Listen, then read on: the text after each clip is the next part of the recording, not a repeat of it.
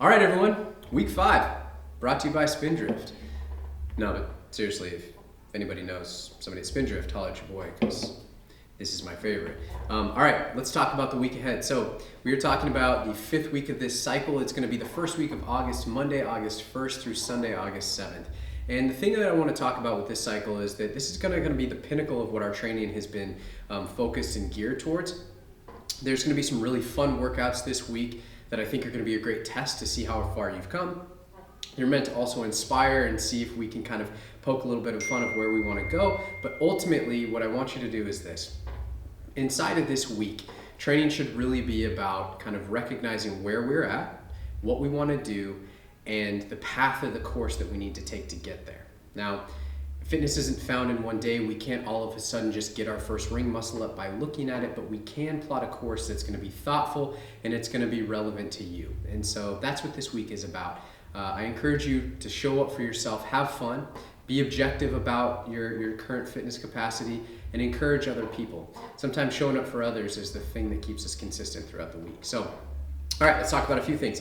The strength movements, we're going to come into kind of reaching the top end of this in terms of where we want to be at with our back squats. Okay, so we're going to have 4 sets of 6 with about a 5-pound increase with that. And our bench press, we're going to be using the reps and reserve model at the same weight as last week.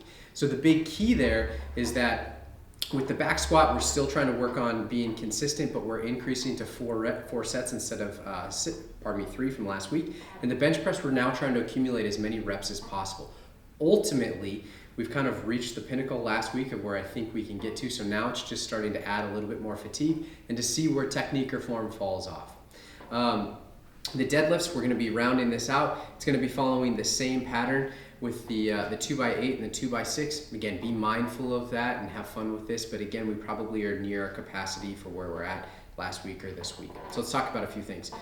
First, we're going to have Nasty Girls. This is a classic CrossFit workout and it's going to show up on Monday. 3 rounds, 50 air squats, 7 muscle ups, and 10 hang power cleans, 135-95. For the RX athletes, 3 rounds, 50 air squats, 7 pull-ups or chest to bar pull-ups, and 10 hang power cleans, 95-65.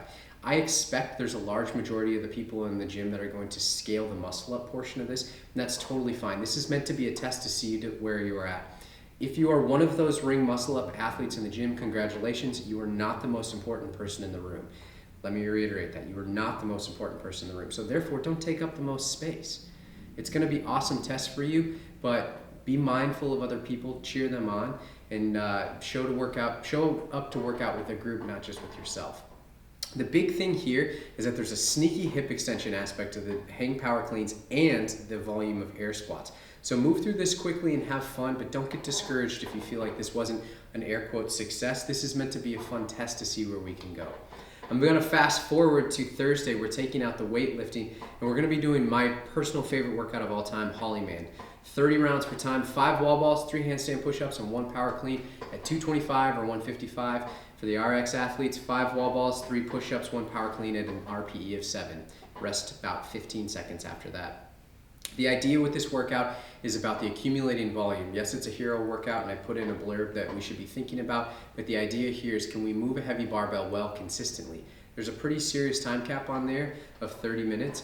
And again, this is less about completion, and this is more about your willingness to be repetitious and how well can you move while under fatigue. That's the real test here. If we're doing this for completion, there wouldn't be a time cap. We cheer each other on, but I want you to have a little bit of an impetus to move. All right.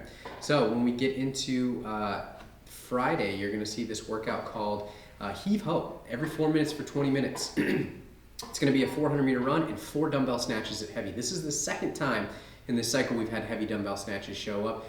And the reason is that the dumbbell snatch is actually a very technical movement, but it's something that oftentimes we shy away from. So the idea here today is run, set yourself up with something heavy, and give it a go, right? Strong legs, big pull, and a strong punch. These are going to be the things that we want to work on. Now, this doesn't mean that we have to use a weight that we've never used before, but it does mean having a little bit of willingness, a little bit of courage to take a chance. Overall, this is going to be a really fun week. It's going to round us out well. I think people will be excited to transition into the deload of the next cycle. But nonetheless, awesome job this cycle, everyone. We're really, really proud of you. Thanks for showing up for yourself, and we'll see you in class.